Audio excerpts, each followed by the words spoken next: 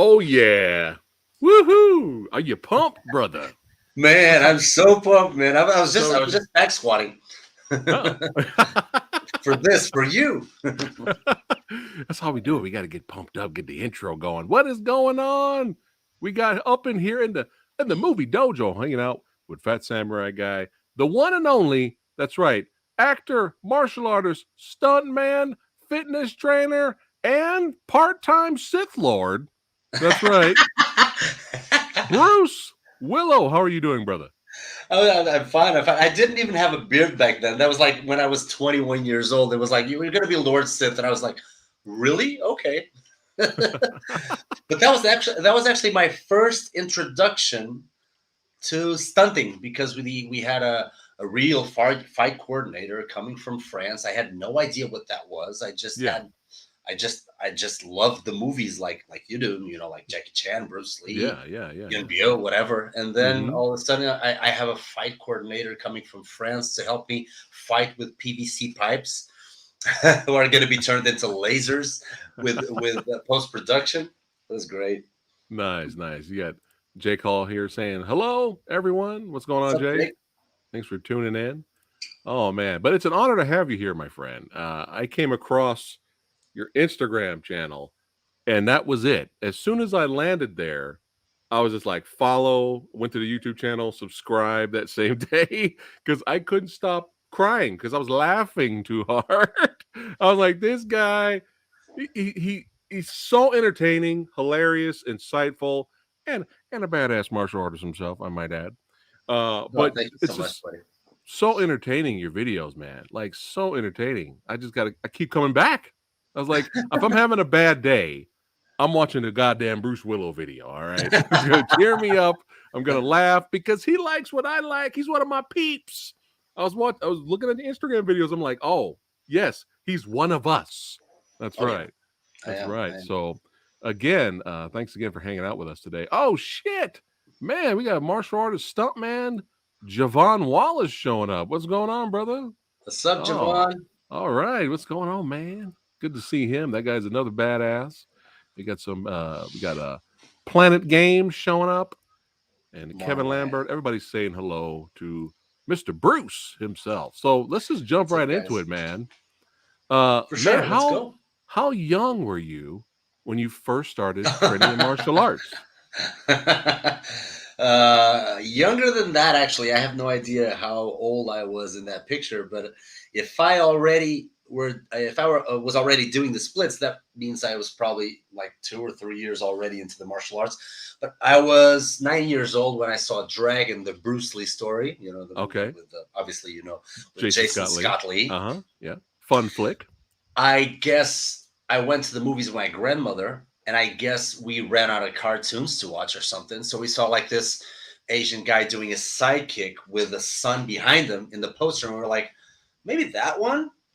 I guess my grandmother was probably okay.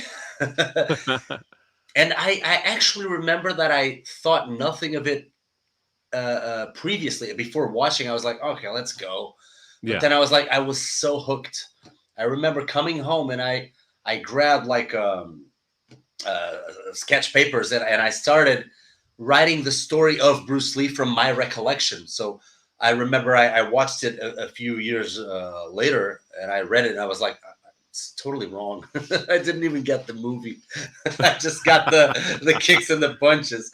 Yeah, So yeah, that yeah, was yeah. because of that I nagged my mother into enrolling me in martial arts classes, specifically kung fu classes. And what do you know? In my hometown, they had kung fu classes. It was like a miracle.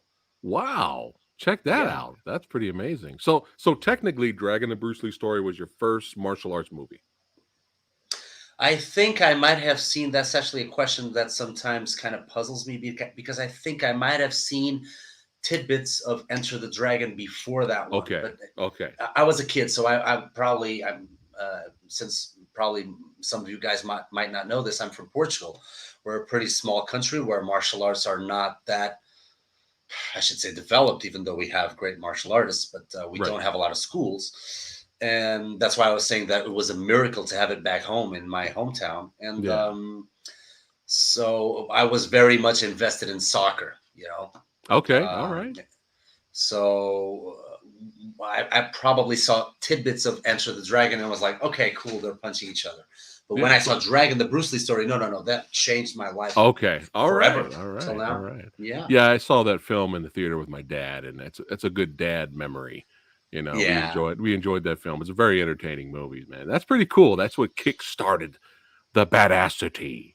That's right. That's right. without a doubt, without a You doubt. got Ty Lord here saying, Bruce, love your videos and interviews. There you go.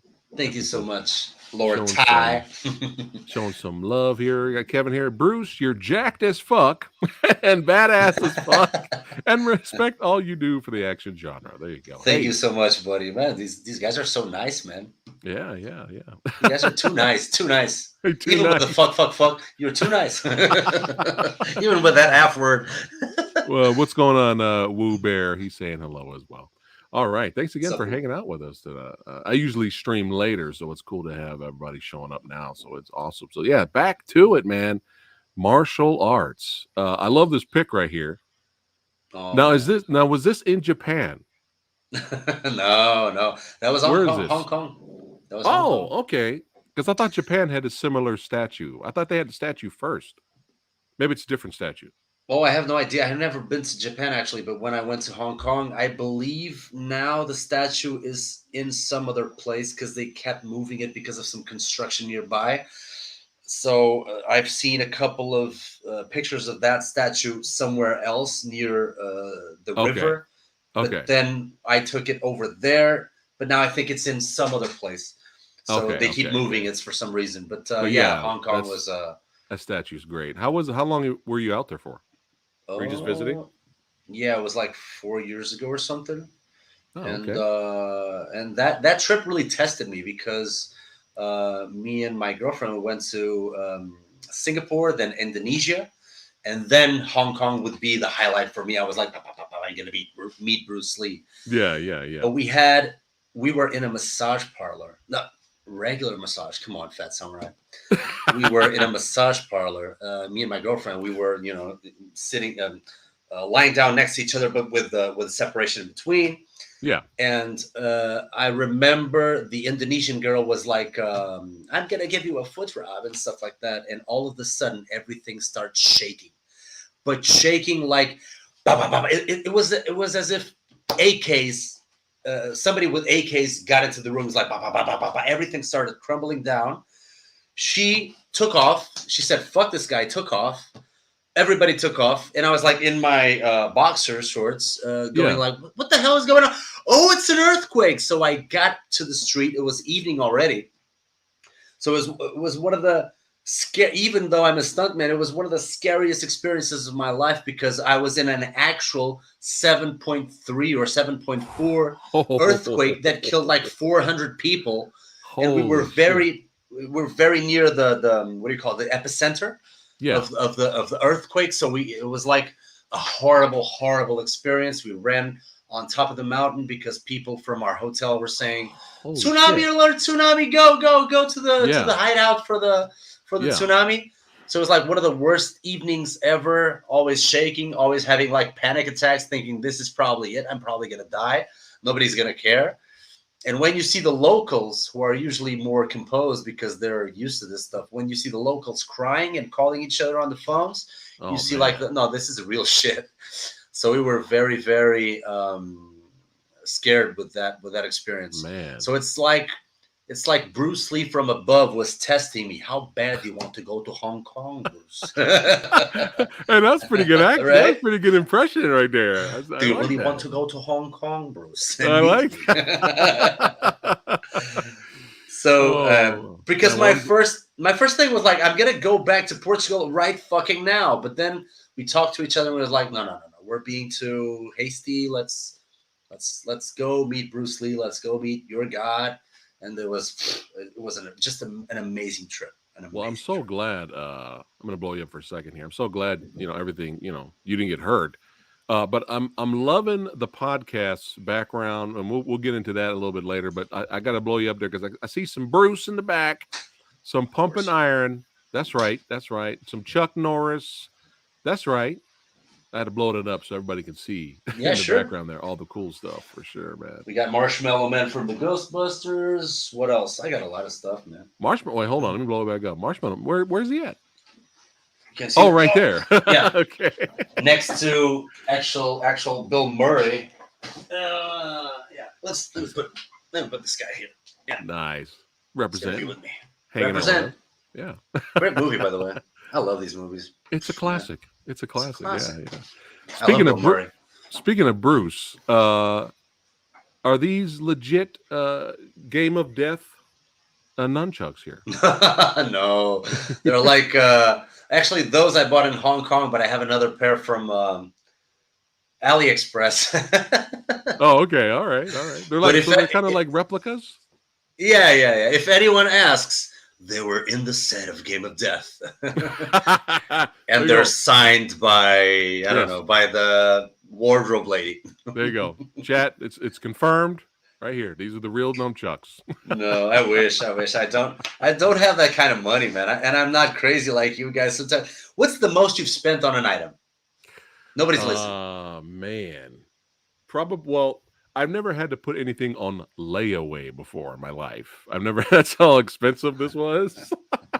Monthly payments before I could pick up the item.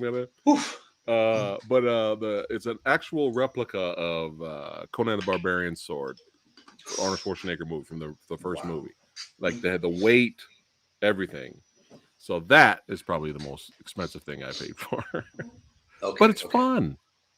Unfortunately, it's hanging up over here collecting dust. I'm glad. I'm glad I have a studio because that way I can, transport my feelings of doing all this retro man cave thing here. Otherwise, my girlfriend would be like, no, not at home. Whenever I buy something, she's like, that's going right to the studio. Okay. I'm glad I have a studio then. Nice. Hey, as long as you can put your swag somewhere, man. I lucked out with Lady Fat Blood, my missus. She's just like me. So it's collectors, everywhere, like collections and all kinds of stuff. Yeah. So the whole house is a museum. Yeah, man, let's keep it rocking and rolling. I'm having a blast that you're here hanging out. Let's talk about this, man. It's pretty cool. You got it on the cover of a magazine here. What happened here? What's going on here? That was actually a cool photo shoot. It took a while to get that picture, though, because whenever you get that full split stance, which is probably not perfect, but I mean, whatever.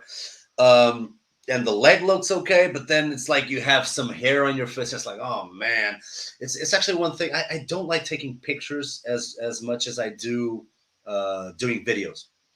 Gotcha. Videos are like, you can always save the motion with some sort of trick. But in a picture, it's like, no, that frame stays forever. You can't really escape.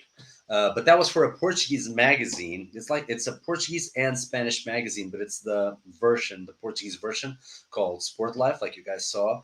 And it's like a fitness magazine.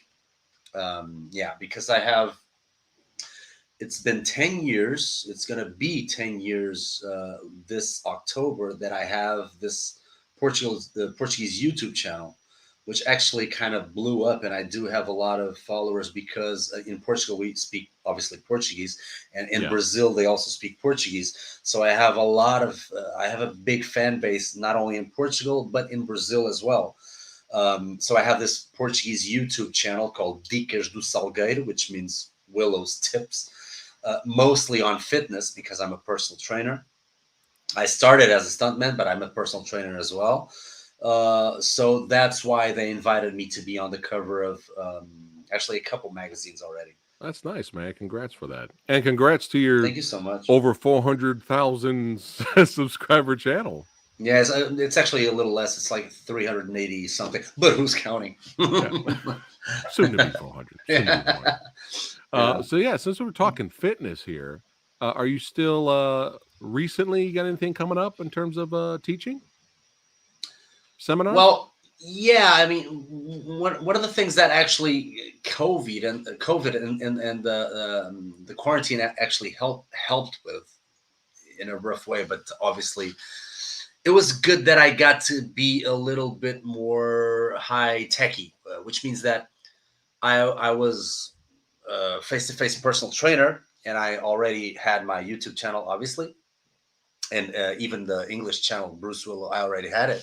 So Yeah. I kept on being creative and doing stuff.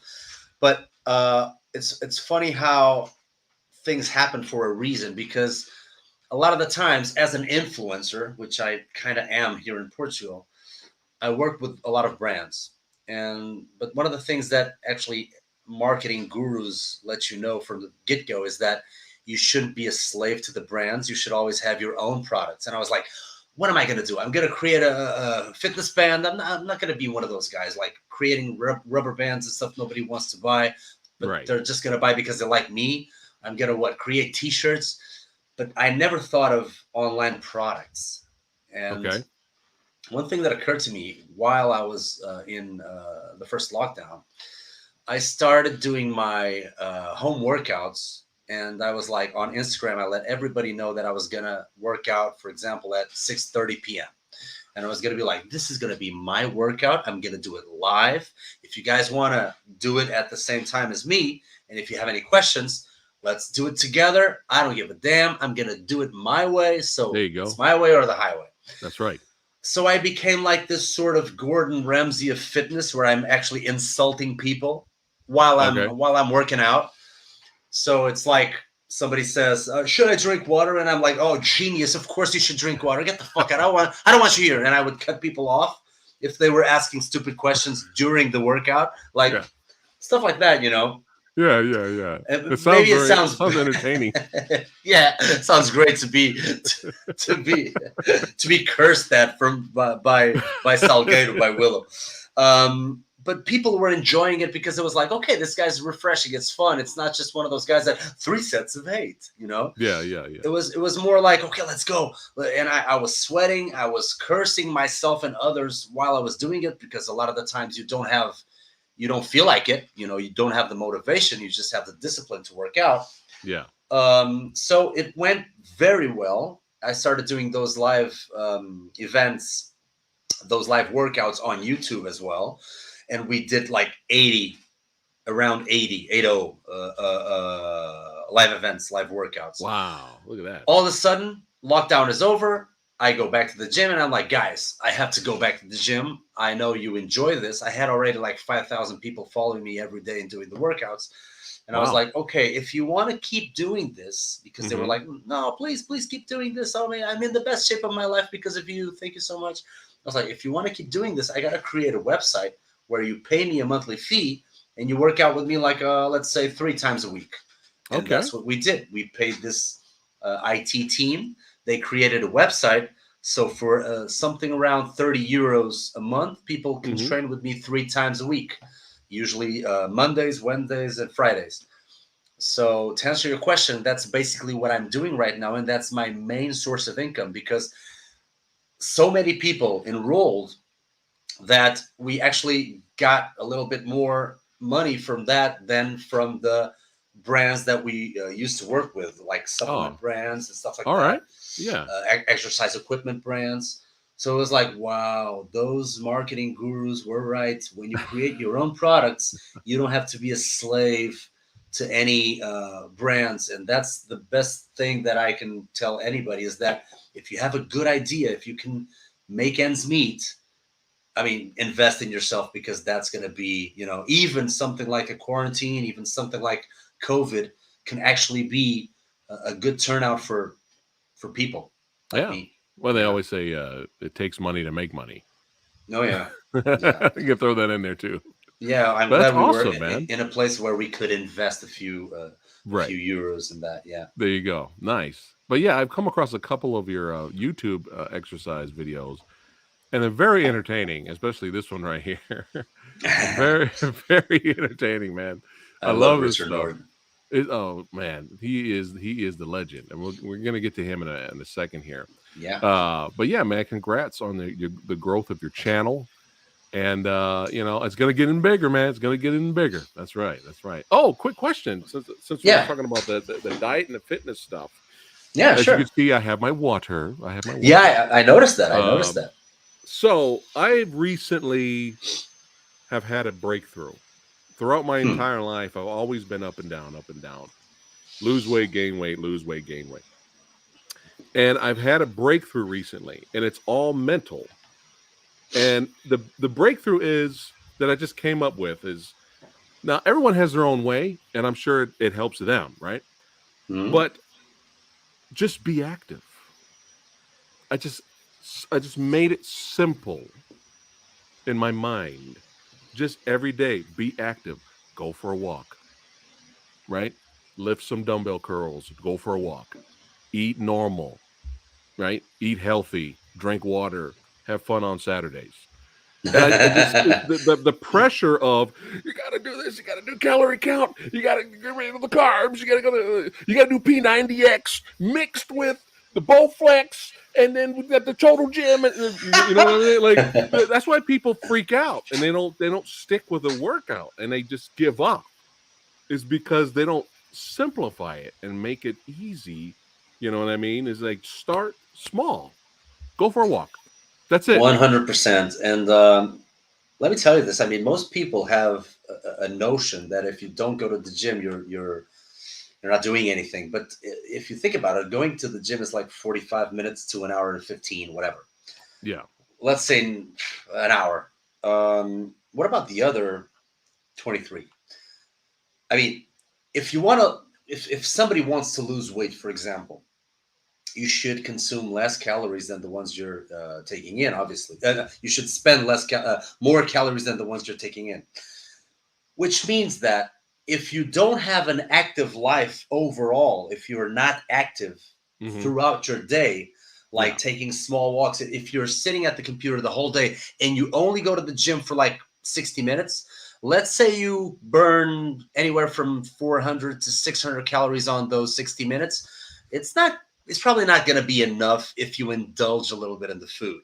Right. So yes, be active. And a lot of people have discovered that it's actually better to keep having low periods or small periods of active stuff during the day than an actual.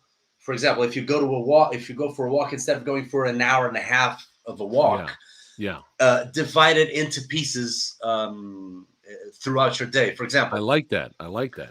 one of the best things that you can do, and once you account for it, it's going to be like 30 or 40 minutes cardio every day, is after each meal, 10-minute walk. And you Okay. might be at home doing circles, or you might go outside a little bit and catch some sun, or you might even be doing a conference call or calling your girlfriend, whatever, or calling a colleague, and just going about for like 10 minutes. If you do that after each meal, if you do 3 or 4 meals a day, you're going to have 40-minute cardio, extra cardio. Think about that. Instead of just going for 1 hour, that you have to, make time for that 1 hour. So Yeah. it's much. You're exactly right. Just it's simple. Yeah. It's being active, and then if you can throw in the gym, and if you can throw in some real dieting Right. with good advice, with a solid background, with a solid base, that's going to be obviously better. Nice. See, I knew you were the guy. You were the guy to ask. So But yeah, yeah, and I like sometimes that. when I like people that aren't, throughout small little ones throughout the day as well. Like yeah, after, like you said, after you maybe eat a meal, eat dinner or whatever, you know, yeah, take it you one know, day at a time, because people yeah, want to, sometimes people gain weight over the course of like 10 years and they want to lose yeah. it in like 1 month. And it's See, like, it's not, I've, it's gonna work that way. yeah, I've given up thinking that way, and I Yeah. feel so much better mentally. Just go out and exercise, and I feel so much good. I feel so much better at the end of the day that I'm And doing something, and I'm and not, once you and I'm being enjoy, realistic because people are like, because Samurai Guy, I'm 5 Bruce Willows put together, okay, without any athletic ability, all right. So like no muscle, just muscle. 5 oh Bruce man, Willows put together, okay. You don't know what be I'm that saying? harsh on So if I yourself. Come on. lose, if I lose like 40 pounds, you're not gonna notice. It's gonna be in my pinky or some shit. You know what I'm saying? But mentally, man, I'm feeling good, man. I'm feeling good, and I need to definitely need to watch some more of your videos to get some more tips, like I got today. That's right. All right, so let's jump into the film industry. Yes. So What got you motivated? What inspired you to start doing stunts and getting in the industry, my friend? Well, I had the lifelong dream of being like Bruce Lee or like Jackie Chan or like Chuck Norris, you know. Hmm. But I kind of was a little bit disappointed with the reality of TV and the industry in Portugal, Okay. which was kind of stupid in a way because it was like that negative or that pessimistic way of looking at things. Because I had a friend of mine, which was from the martial arts as well, that went to the United States and took a filmmaker's course in, I think it was Long Beach, California. And he was also from the martial arts. So not only did he stay there in the US for 8 years, he started working in movies as an assistant director. Then I mean, he did a lot of he was in a lot of departments in movies because he was trying to get in. He got the SAG card as well, doing, for example, extra work and stuff like that. But then he Yeah. started doing stunts. And actually, one of the movies where he was in was, that movie Blood and Bone with Michael J. White. Yeah. Yeah. Hmm.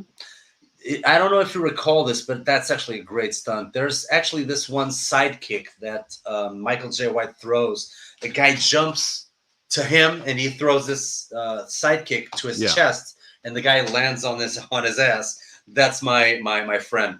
Oh, all right. So he All got right. to work with the best, and Wow. all of a sudden, 8 years passed, and he came back with the know-how, the knowledge that he gathered in working in the industry, in those like martial arts B type movies, let's say. And when he got to Portugal, he was like, "Oh, Bruno, you're still in shape. I mean, I want to create a stunt team here. So, if you're still in shape, you're one of the guys that I was looking for because I know your skills. We knew each other from a martial arts background." And I Yeah. was like, "Dude, you were in the U.S. You came back to Portugal to be a stunt coordinator. Are you kidding me? Get back, man. This is like a dead end."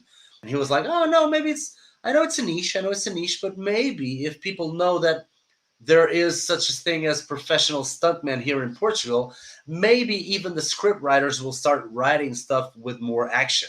And I was like, Okay.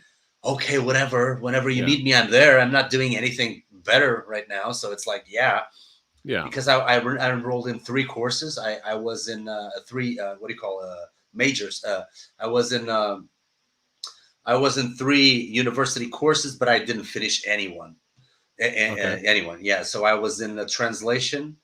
That was the first one. I stayed there for 1 year. So I was lost as fuck. The second one was law school. I was there for Yikes. 3 years. Yeah, it was mostly beer parties and girls, maybe. Why did I say maybe? And the third one was like was more my speed. Like not only it was called corporate communication, where you learn how to be how to speak in public, how to be in the marketing department, or maybe be a journalist. Um, you have a lot of ways of going out of that course. But I didn't finish anyone, so I was like, yeah, I had no money. My parents were like, fuck you, you got to work on your own. So I was doing Right. Right. telemarketing. I was being a mascot and games and stuff like that. So I wasn't doing anything, but I kept working out. I never stopped They. working out. There you go. So when the opportunity arose, I was ready. I was freaking ready. And when I Nice. saw that this guy was for real, I was like, man, I can't believe it. So we started working, started doing like Portuguese soap operas and stuff like that, TV shows. A lot of people come to Portugal to shoot because it's a small country where we have everything at hand, and it's pretty cheap compared to like England and France and other countries in Europe. So great weather as well. So we started working, man, and we haven't stopped Nice. since. It's been 13 years. We haven't stopped since.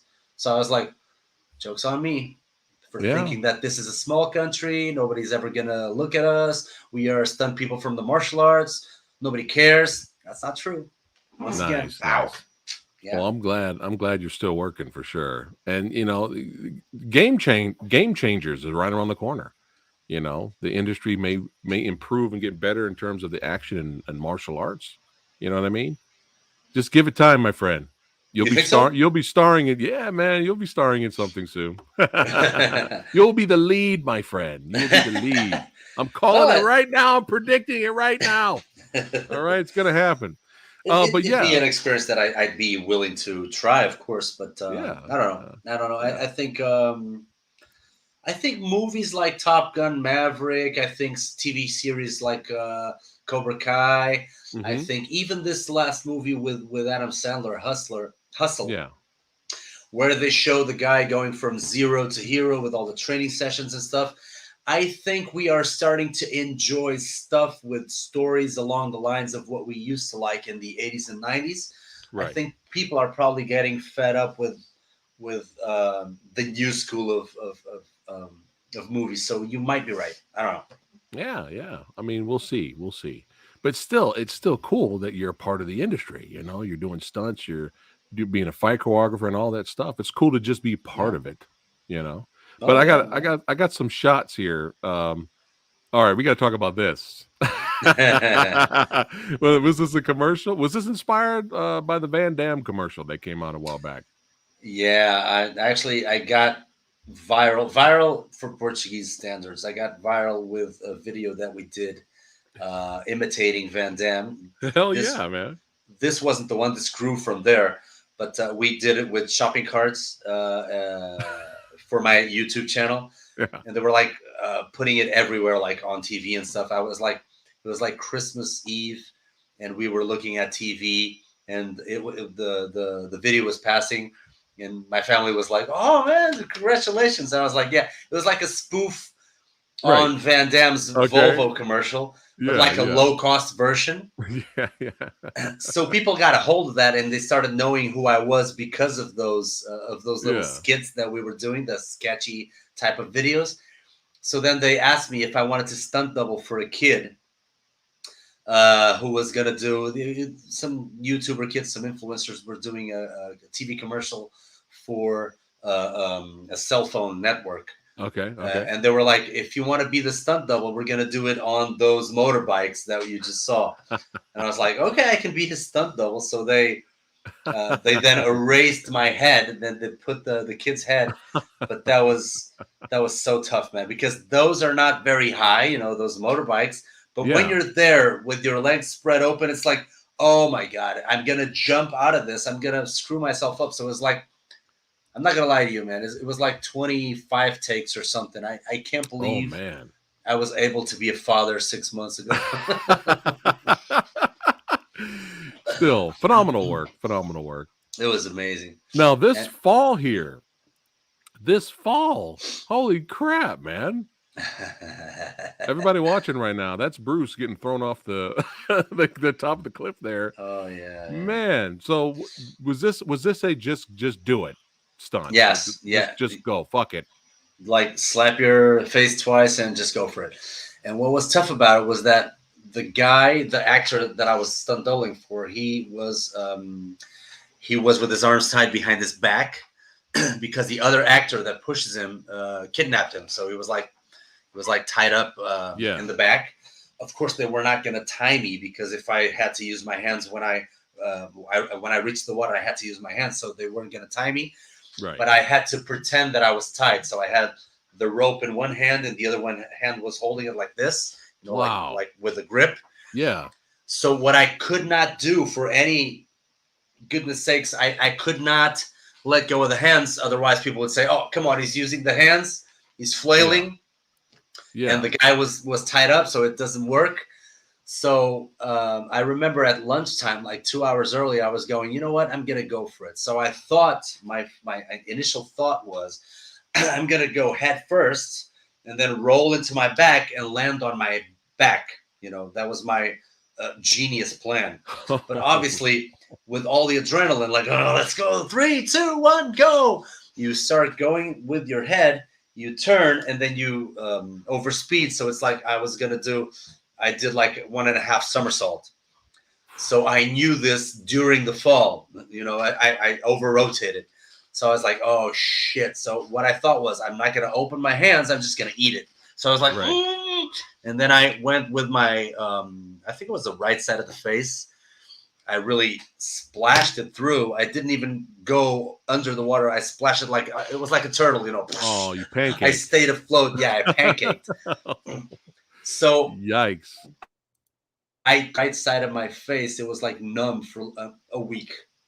Yeah. Kathleen says you didn't get paid enough.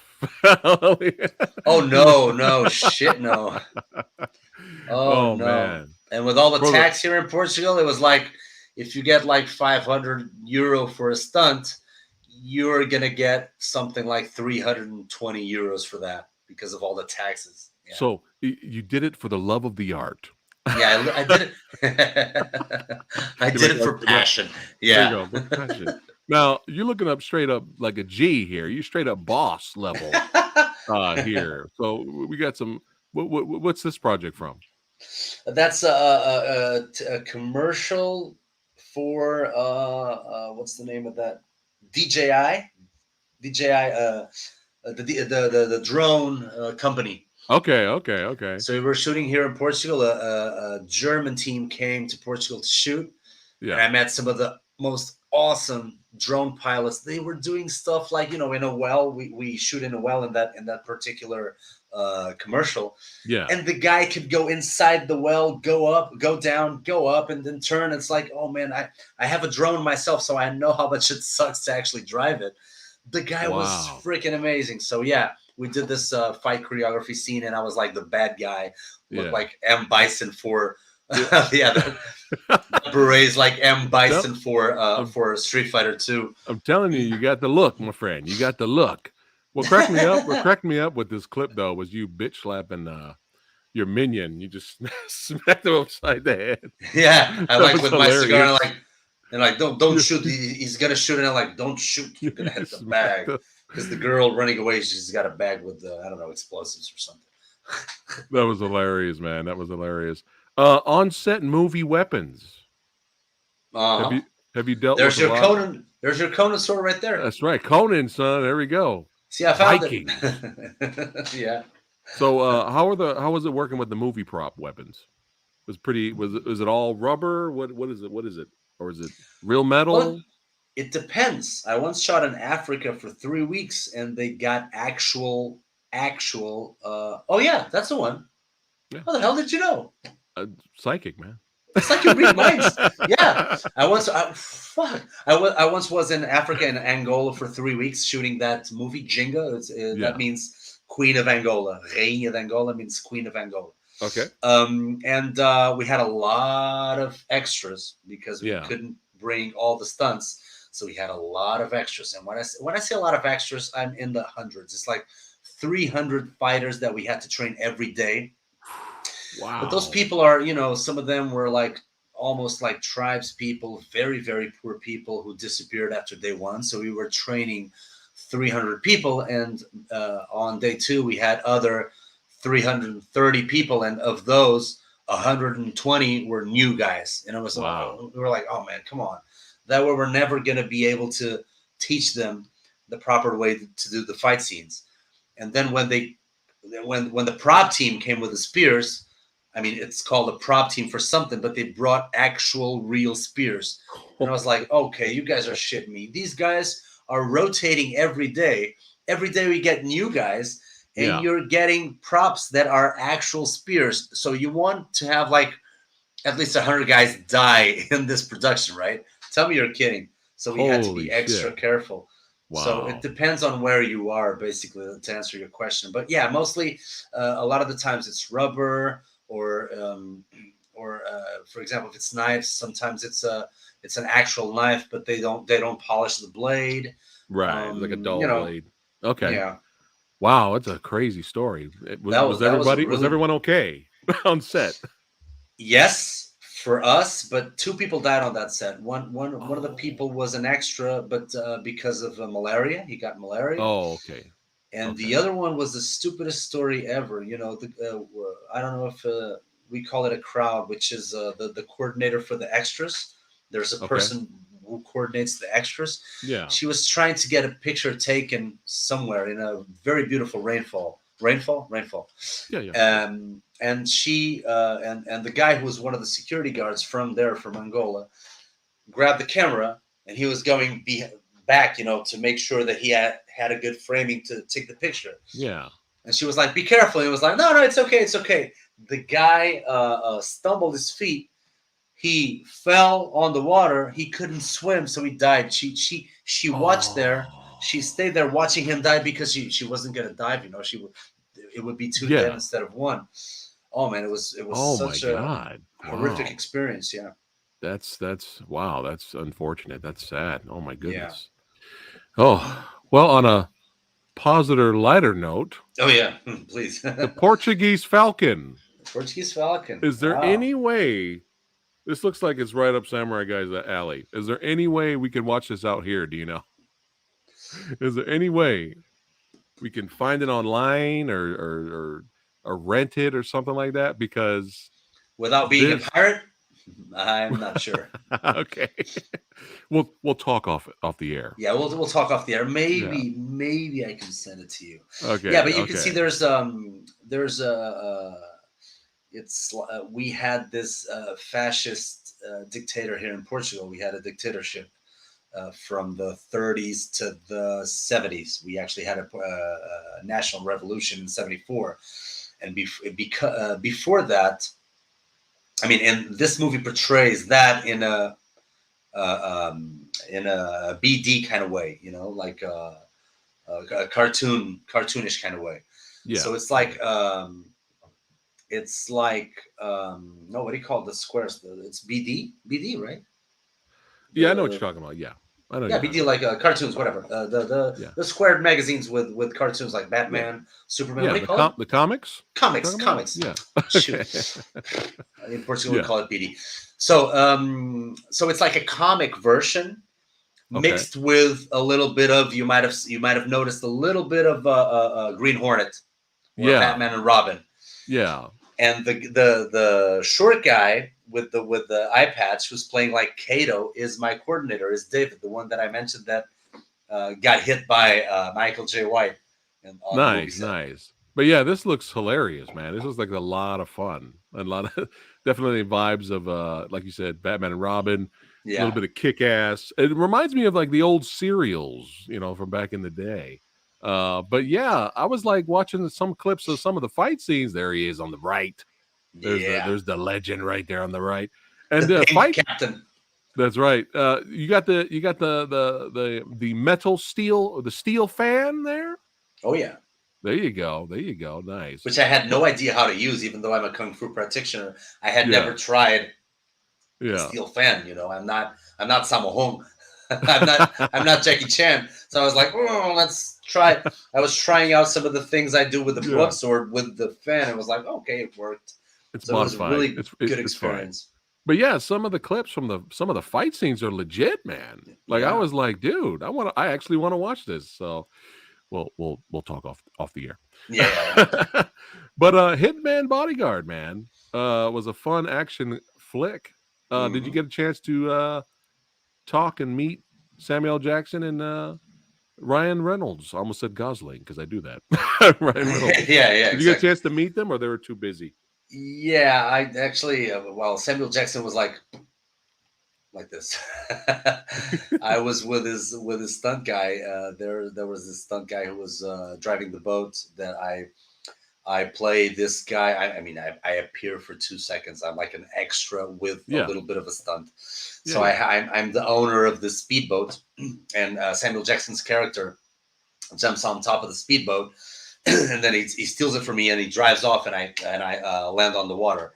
I did that scene like probably 30 something times. Yeah, Oh exactly. my God! That's what you see on screen. Yeah, exactly. Wow. I have no idea how I didn't get COVID before time, you know, because everybody knows that the water, the canals in Amsterdam are full of everything from dead people, vomit, Oh rust shit! from the bikes, everything, you know. Vomit.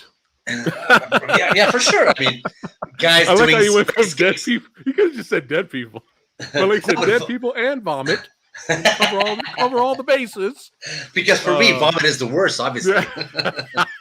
You know, guys doing space cakes, guys doing Yeah, space yeah. cakes and smoking all that marijuana. They're like, oh, you know, that they always go and barf on the Yeah. canal. It's like, oh, there's Oh a my God. public sewer for you.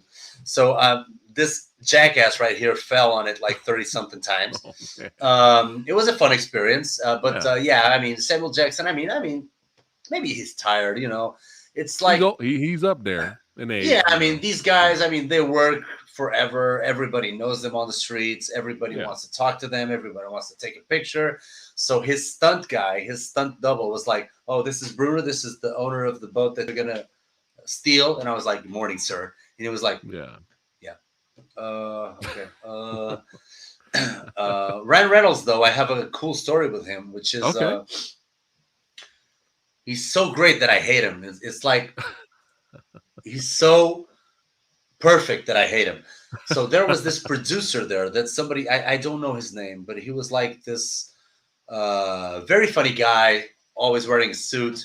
And he was like feeling sorry for me. He kind of took a liking to me because I fell so many times on the water. And the Yeah. guy was like, "Oh, you're that poor guy that fell in the water, man. How are you feeling, man?" He was always talking to me. I was like, "Yes, Yeah. very good, sir. Very good, sir." And they told me that not only was he the producer of that movie, but I think he also was one of the, I don't know, associate producers or something for Pulp Fiction and other movies. So he was like a big shot. Yeah. And the day after, we were on another set, and he's with his daughter, and his daughter is eating an ice cream. And in Portugal, when we greet people, we give two kisses. But I guess in America, you guys are like handshake, right? Or something Uh-huh. like that. It's like, Yeah. hi. Yeah. Yeah. Nobody kisses, right? Nobody goes right there and kisses, right? It's So not he was like, normal. yeah, that's not okay, but that's normal for us. So it was like you can already figure what happened. The Oh guy was no. like, the guy was like, "Oh, this is the guy that fell in the water. What's your name? Sorry." And I was like, "Oh, Bruno." He was like, Bruno. This is, I don't know, I don't remember his daughter's name, but he was introducing me to his like 14-year-old daughter. This is Oh no. Casey. I don't remember her name. Cadence, whatever. This Yeah. is Cadence. This is Bruno. And I was like, "Oh, nice to meet you." And I went there to Yeah. give two kisses. I was so nervous that I Yeah. went there to give two kisses. Oh, And she was like, "Oh." And so I stumbled her. She dropped her ice cream. And I was like, "Oh." I looked at her. He looked at me and was like, "All right, Bruno, going for it, huh?" And I was like, "No, no, no. I'm from Portugal. In Portugal, we give two kisses." The guy turns away. Boom. My chance for being a movie star is up. Is oh fucked no. forever. And I was like, "Oh, okay." And then all of a sudden, Ryan Reynolds comes along and he does everything perfectly. So, Cadence, this is Ryan. "Oh, nice to meet you. How are you, Cadence? How's it going? Are you in school?" The guy was so perfect. And I was like, "Fuck you for being this great. Let me get my bags and get back to Portugal, motherfucker." So yeah, oh that's my what you get, god. man. That's a It that's a was so awkward. It was so awkward. well, that's a learning experience. Now you know what Wow. not to do next time. But it's all good. Yeah. You're not banished from America. Stop it. Stop that talk. Yeah. Next time I'll be like, "Hello, Cadence. How are you?" yeah, yeah, there you go. My name That's is pretty Willow. that's a really funny story though, man. Oh man. Oh my god. I hope he doesn't remember that. I'll remember that forever. It's the time to team up with Hugh Jackman and take down Ryan Reynolds. That's a Yeah, Mark like Armenian. let's do a celebrity boxing match. There you go. There you go. Not that I'm a Oh, celebrity. He's a celebrity. Let's beat up a celebrity boxing match. there That's you what go. I want to do. I got my money on Bruce. But Well, now let's keep it he's so going. great. He's so perfect that maybe he could kick my ass as well. That'd be really embarrassing. Like the whole spectrum. Sorry, buddy. Go on. oh man. But yeah, man. So podcasting, Instagramming, YouTubing. Look at this guy flexing there. Whoops, wrong photo. Man, what made you do the podcast route? A lot of it started out. The first time I actually saw a podcast, I was like, "Who wants to hear 3 hours of this? 3 hours of a video of guys talking like everybody else, right?" Yeah, But then yeah, I was yeah. like, "Okay, I don't have to watch it. I can just put on my headphones and like wash the dishes while I learn something." So the first podcast I ever saw is quite a very an excellent fitness podcast named Barbell Shrugged. They talked a lot about functional fitness in a very relaxed manner. So I was like, this is actually quite good, huh? Then I started watching Joe Rogan. I started watching other types, mostly fitness oriented or Mm-hmm. lifestyle, like healthy lifestyle type of podcasts. Yeah. And I was like, this is great. I should do one of these. So I started doing it in Portugal first with Portuguese people like nutritionists or personal trainers or strength coaches or doctors. Even I even have done it with musicians, comedians, stuff like that from Portugal. And then I was like, what if we could do it remotely with some of my heroes, because some of them might be open to actually, some of them right now are not that well known, only for nerds like us, Yeah. or they're mostly into stunting, so they're not really celebrities. It's not like trying to reach Leonardo DiCaprio or something. So I started doing it with the first one for the Bruce Willow channel. Was actually a guy from the bodybuilding world, Brad Schoenfeld. But the second one was, I believe, Simon Ree. So Yes. when Grandmaster Simon Ree actually said yes, oh man, you have everything, man. I'm I'm What a an I'm a, amazing homework. I'm a professional. Yeah, you're a man. This is wow. So yeah, so he's like the godfather of the podcast, because it was like the first guy who actually said yes, and I was like, really? You want to talk to me? Yeah, yeah, So I yeah. was like shaking. I had no idea what I was asking, but it That's was what a I great said when podcast. you responded to me. Yeah, right. Yeah, right. Um, it was great, man. Then Keith Cook, Dude, Richard Norton. I Richard mean, Norton. Yeah. I love those guys. I was like, really? Eric These guys are Lee. saying yes to me. Eric Lee, Yeah, the man. guys that I Yeah. grew up watching. I loved all those movies, and actually, Keith Cook is probably one of my. When I was younger, I love that guy. I mean, the guy's amazing. I was like, I want to be like that guy. You know, Yeah. I loved the speed of his kicks. I loved his flair in China O'Brien. I loved everything about that guy. I was like, I still can't believe I reached him, and he's such a cool guy. And he's 60 or 62, and he looks like 23, man. He's Mm-hmm. wow. Yep. These are the true martial artists, you Mm-hmm. know. I ran into him at a convention and I got his autograph. Very nice, Wow. very sweet guy. I had him sign Reptile from the first Mortal Kombat movie, Wow. so Wow. I had him sign that one. And Simon, I kind of snuck a photo with him. He was just walking around at Dragon Fest. He Him and snuck it Philip. like Yeah, like a him and paparazzi. Philip. They were both walking around. I was like, oh man, best of the best Man. guys. I gotta get I a mean, picture with them. I must have seen Best of the Best like 100 times. I know Classic. everything in that movie. I mean, it's like wow. And the great thing about these guys is that they're on their 60s, 70s. If you count Richard Norton, they look amazing. Yeah, They're so composed. They're like they're first they're martial artists, and then they're movie stars, and that's why yeah, they never got lost in that realm of, I don't know, drugs, being a little bit bipolar or mental health issues. I mean, yeah. they like to teach their students. They love teaching. They love working out every day at 5 a.m. And then all of a sudden, every once in a while, they do a movie. And Mm-hmm. I believe that's the path to happiness in our industry, because otherwise you might end up a very bitter person if you don't get that part, if you consider yourself an artist first. I mean, bad shit can happen to you if you go that route. Yeah, no, I totally agree. A good example of that. I'm a big fan of this guy. Daniel Bernhardt is a good example of that. Yeah. He has so much respect now, or he's respected so much now as a stunt guy, fight coordinator guy. I mean, look what he did with what was the movie last year? God damn it. Last year, Matrix. No, no, no. The good action movie. It came out with oh my god, with the Breaking Bad actor. Oh my goodness, I only Nobody, remember nobody, Bloodsport 2. nobody. The Mm, movie Nobody. no, Have you seen that? no, actually, I Oh, you haven't. got to check that out. But he did Nobody. he trained the lead actor for 2 years Mm. to be in that movie, and the fights are like really good. The action's really good. So Daniel has that. People respect him now over the years as a stunt martial arts fight coordinator guy. You know what I mean? So it's cool to see that for sure. I But yeah, loved him man. in Bloodsport 2. I mean, people give him crap for Bloodsport 2 because he's not Van Damme, but Bloodsport 2 is actually It's an okay movie. Yeah. Come on. I mean, Yeah. 3 and 4. Okay. Yeah. Okay. I mean, I can't stand that. But Bloodsport 2 is actually I always dug that scene of the fist to try to extinguish the flame. You know, with James Hong, with Mr. Miyagi, with Pat Morita. He appears in the movie as well. I mean, it's cool. It's cool. Have you seen True Vengeance? Daniel Bernhardt movie called True Vengeance. Check that out.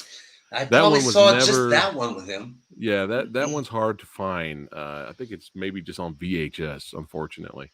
But I was talking to David Worth, who was involved with that film. I had him on the podcast, a director and stuff like that, and the guy who went off to do Chad, who went off to do the John Wick movies, did True Vengeance. That's why the action was so good with Daniel Bernhardt in that film. But that's like a lost classic. It's hard to find, unfortunately. But yeah, man, your podcast is legit. It's extremely entertaining, and I just love the set, bro. This is my home. This is like I live here. Like this is just, I love the lighting, the photos from all the different movies. You got Stallone up there. Yeah, Bloodsport. That's actually my old set. This is my whole life right here. I love that was my old set. Now we changed this one because now we have a big space where we have a big gym with where I teach the online classes, and we have a new podcast home as well. But that was the first one, and I love decorating it. It was like, no, decoration is on me. I don't want anybody to come here and ruin this. I know exactly what to put and where to put it. Yeah. There you go. You got Kathleen. I only listen to your podcast. There you go. Oh, really, Kathleen? Yeah, oh, thank you so much. Thank you. Wow, that's amazing. Because I was like you. I mean, this is a conversation. We're having so much fun. It's like, this is it, man. If I went to Richard Norton asking him only about the movies, I could get it in. I could get that in a Wikipedia or something. I want to know what he eats for breakfast. I want to know what was the worst in his life and how did he overcome it. I want to know, actual stuff, actual people talk, So that's what I really want. That's what I really want to get out of the podcast. So I don't mind that it's like 2 or 3 hours long. I just want people to connect. Because sometimes you get in such a flow after an hour or something that it's like, no, I'm not going to waste this. I'm not going to cut it right now. I want to keep going. So it's like, I think there were a few in which I think that me and the guests really got into a flow like we are getting right now. And I think it's an amazing thing. It's like an art form, It's like it really does feel good. Yeah, and so far, here on the channel, knocking on the wood, knocking my head too. All the guests I've had, they've had a great time, and they always want to come back. So that's a good sign that Samurai Guy's doing something right. Have you ever had anyone that was like, "Okay, I'll be on your podcast. $1,000." No. Have you? Yeah. Well, I'm sure I'll run into that at some point. I've had a couple. It was like, oh, really? Oh, okay. All right. Nice talking to you. That the conversation right there. I'm still a fan. I'm still a fan of your work. I understand. I understand, but yeah, it's I like, get it. Wow. Yeah. But let's keep it rocking and rolling, man. Speaking of having some fun, I got some clips, y'all. I got some clips to show all you badasses hanging out with us today. This was the video where I discovered you, my friend. This was the one that I was like, I gotta watch all these videos now. Here we go.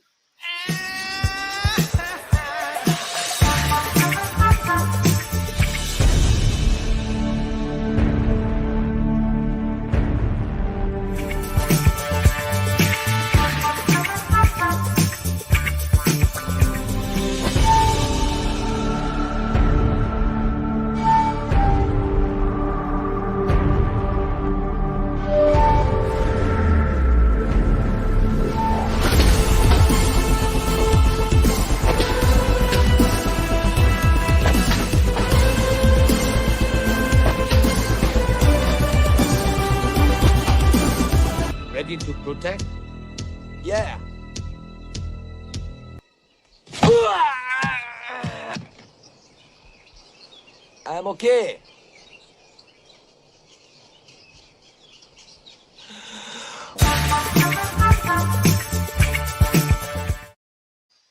Man, That was the one, man. I was rolling. I was like, okay, this guy's hilarious, and he's a legit badass martial artist too. Subscribe, Instagram follow. That was it. I was hooked, man. It's thank you so so much, funny. brother. Thank you Yeah, so much, man. brother. Yeah. I'm having such a blast doing this. And my team is great. I could never go on with this conversation without saying that the podcast, the videos that we do, I mean, I got a great team. Because when I started my Portuguese YouTube channel, I went to one of my best friends in the world. I know him actually ever since birth because our mothers are very close friends. And we hadn't seen each other in years because he had gone his way, and he has a production company and he does all sorts of production. And I was working as a stunt person. So whenever we ran into each other, we were like, oh, we got to do something. One day we're going to do something, you know, one of those things that you say like, oh, we got to meet up for coffee. And then you never do. But then we did. And it was like, oh man, this is great chemistry. He had all the right names in the industry to help us with. For example, we have a great director for our podcast, which who works here on Portuguese TV as well. So, and the kid who does the editing for the copycats, like this one that we just saw. Oh, I love those. The boy is amazing. So, if you can actually notice that when I'm dancing with Van Damme, obviously there was a Thai girl dancing with him, right? Yeah. He managed not only to do me with a blue screen, with a green screen, right. Behind me. So he managed to obviously crop me and put me in the movie, but he managed to erase the girl. Why? Wow. Because it's a steady shot. Right. The guys in the background, the extras, the Thai extras are like this. They're not moving. So whenever she would go to one side or the other, she would unveil what's in the background. So he managed to erase the girl because I was not covering her with my dance. I was not covering her well. So he managed to erase the girl. Look at the patience. Like for 3 or 4 hours, he erased the girl and then he put me on. It was like, wow, this kid, man, he's going places. So ever since we started doing those, and we've done like 12 or 13 of those copycats already. Yeah. We're always having a blast on each one of those. The last one was Dragons Forever. I mean, I'm having such a blast. Speaking of, it's one of my favorites.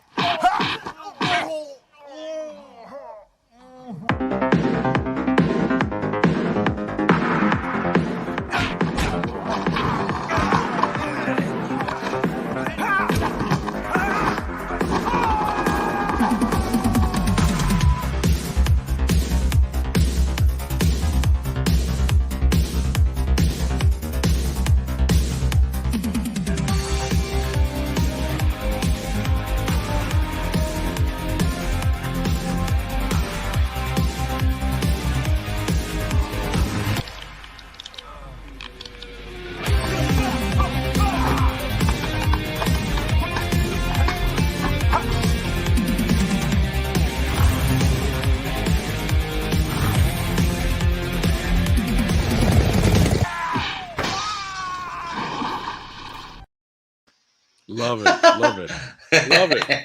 Hey, ho! That's what I'm talking about, man. I mean, love that, man. What a great editing bit. But you know, the toughest one was which was the toughest one? I might have it here. Which one? Guess the toughest one in Dragons Forever in the copycat.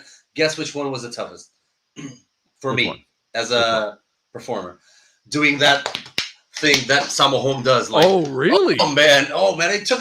It took 40 something takes because the guy was like pop, pop, pop, pop, pop, pop, pop, pop. I was never in rhythm with him because that's one of the things that I really like is that I don't want to speed it up or slow it down. Sometimes we have to, obviously. Those guys are too fucking fast. I mean, Yun Bio, come on. Speaking of, but you know, it was so tough. I love your copycat videos though because it shows you like the beginning and the finished product. You know, it shows you kind of struggling trying to get it, and then you finally nail it. It's awesome, man. Yeah. But this one, I was like, no, he's not gonna do what? He's gonna do that? That move is insane. What?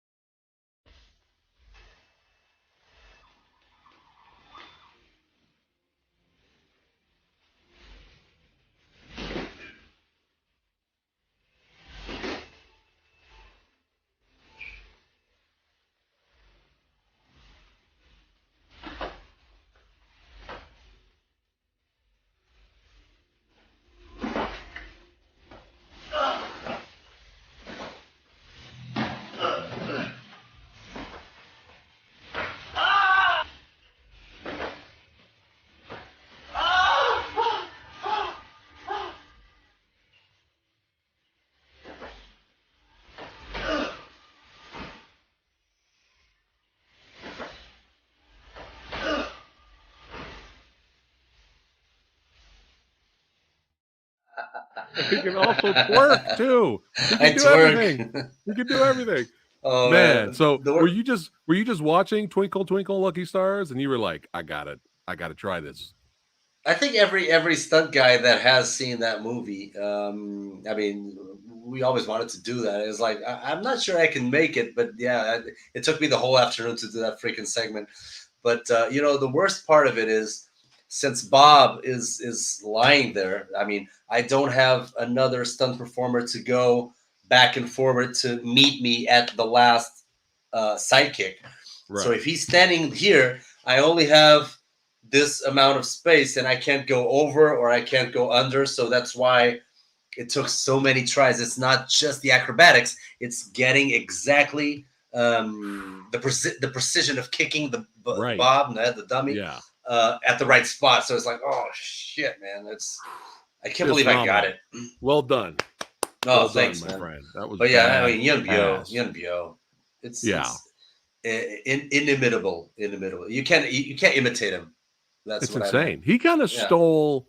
I mean, we all love the Jackie Chan versus Benny the Jet Urquidez fight, #2 in Dragons Forever. I mean, it's a great rematch, and Sammo was great. It was a great, and Yuen Wah, the scene stealing Yuen Wah, Oh, wow. but Yuen Biao was kind of like stealing scenes, man, in that movie. Like he was like it was like the Yuen Biao show at the end. Really, Wow, that guy's wow. phenomenal, man. Is that your favorite fight ever? Benny the Jet versus Jackie Chan? I mean, from the Wheels on Meals, probably. Yeah, I like the one in Wheels on Meals a little bit more than Dragons Forever. They're both really good. They're both just top notch. But Why do you Wheels on think it's? Meals, Why do you think it's better than most of the other fights, even of Jackie Chan's? Is man, is it the impact factor that Benny the Jet brings to the table? Like, I think so. I think so too. And it's the little things too. It's like, him punching, doing all these combinations, and Jackie's blocking and moving the table behind him while he's Oh blocking it. yeah. And then Oh, Benny does the roundhouse kick, and then Jackie moves, and he takes out the candle lights, and it was real. yeah, Dude, it's yep. fucking amazing, bro. Like it's so good. I think It's Benny, so I creative. think, It's yeah, artistic. It's yeah, creative, yeah. and most of the Chinese fights or Hong Kong fights, Chinese fights, obviously, were so agile and so Mm-hmm. quick that Yeah. all of a sudden a bigger guy with a little bit more impact to each blow. I mean, it brought so much to the table in terms of you feel each blow in a way that you didn't feel exactly like that whenever you saw the other movies, because the Yeah. other movies had like it's too big of a blow. It's not one Yeah. that you're like, oh my god, he broke his nose. It was so. Yeah. You feel the impact. It's the impact. Yeah. Yeah. And that's just a classic. It's like I'm not going to argue against anyone that chooses that to be their favorite Jackie Chan fight. Like Yeah. I'm not going to argue against that because it's so good. So since we're talking movies, I got some questions for you, my friend. Just some Sure, fun let's go. ones. Just some fun ones. All right, Yeah. putting you on the spot. I'm putting you on the spot. Okay. Favorite Sammo Hung movie? I would have to say, okay. Since we're saying Sammo Hung, I'm probably not going to put the Three Musketeers movies in Right. in that. Like, I'm not going to go I'm probably not going to go Dragons Forever or Wheels on Meals, right? Is that what you mean? Is that you mean Sammo Hung, Sammo Hung? Yes, Sammo Hung. Okay, like for example, Pedicab Driver, Eastern Mhm. Condors all the way. Yeah, yeah. I Just freaking love that movie. so good. I mean, The it's Matt. like it's Rambo. Yeah, It's like Hong Kong yeah. Rambo. Sambo. I call him Sambo. Man, Yeah. so since we got to segue to it now, man. I got to show the clip.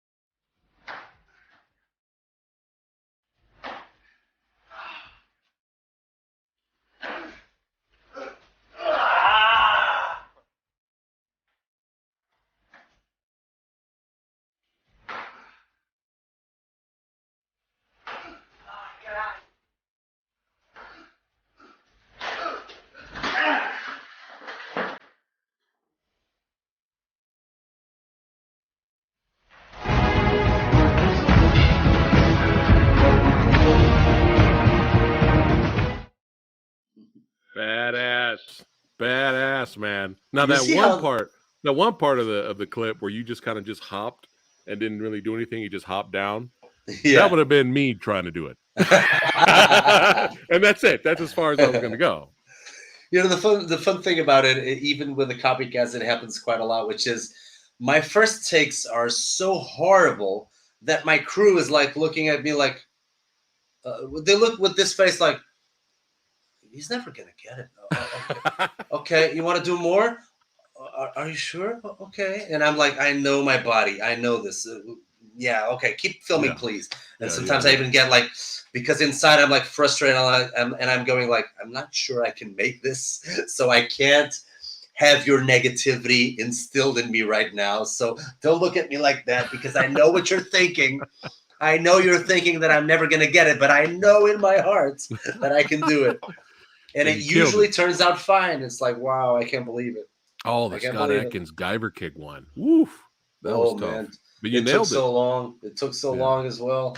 The guy's such a athletic, Yeah. amazing guy. Speaking of Scott Adkins, do you have a favorite Scott Adkins movie? I'm gonna say something terrible. I don't love his movies. Okay. There's That's not fine. one of his movies that I'm gonna say I love it. Okay.